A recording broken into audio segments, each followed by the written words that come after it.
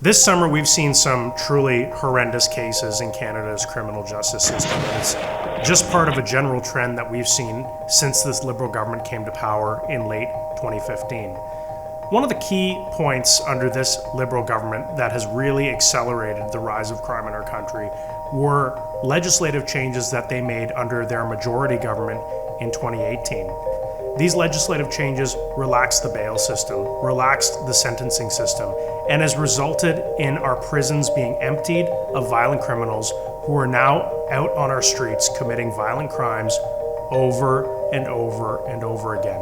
The bill will expand bail conditions that police are able to impose on an accused, which will enable their release at an earlier stage. A principle of restraint means that release at the earliest opportunity will be favored over detention, and that only reasonable and necessary bail conditions are to be imposed on an accused. It's tremendously frustrating for me and for all Canadians, and especially for victims, many of whom have lost their lives over the past 10 years under this Liberal government.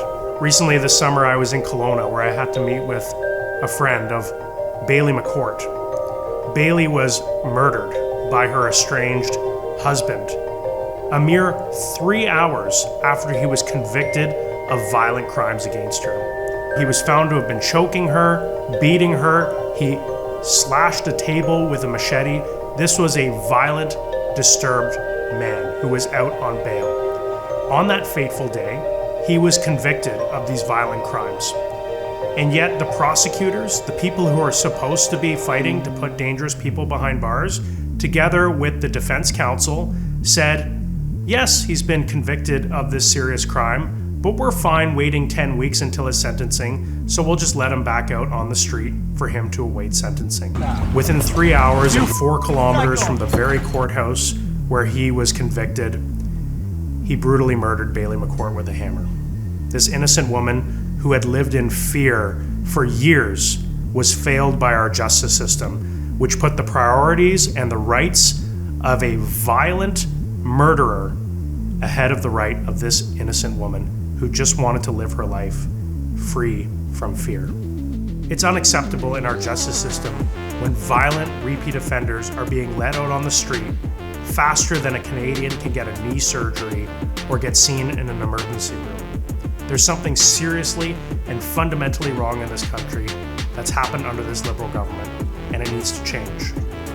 In a country where a judge can find a charter right to a bike lane, a judicial system can find rights to anything. And they have done their very best to water down every single pillar of Canada's criminal justice system that actually gets tough on criminals. And we have a Liberal government that has been in control of Parliament for the last 10 years and has refused to take action to hold our judicial system to account and hold criminals accountable for their actions.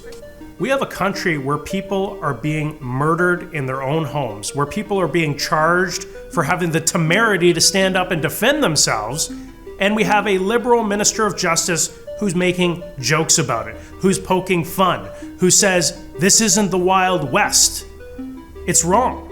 Why doesn't this minister actually take action to fix the problems that he's created in this country, instead of making fun of those people who have been forever victimized by the crime wave that his government has unleashed? And you know what the biggest thing politically that I have a problem with is that it's one thing if the Liberals actually recognized that this was a problem and were trying to do something about it, but they refuse to even recognize that there's a problem.